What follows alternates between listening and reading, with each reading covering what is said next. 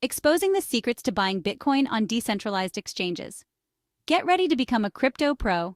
First, pick a decentralized exchange, or DEX. Popular choices include BISC, HODL, and local cryptos. Look at factors like reputation, fees, and user experience. Next, you'll need a cryptocurrency wallet to store your Bitcoin.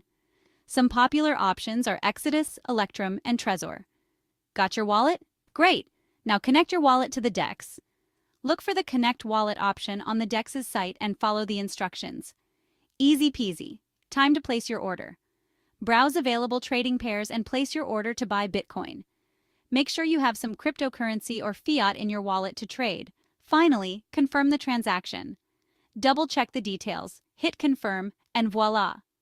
Your Bitcoin will be sent to your wallet once the transaction is processed.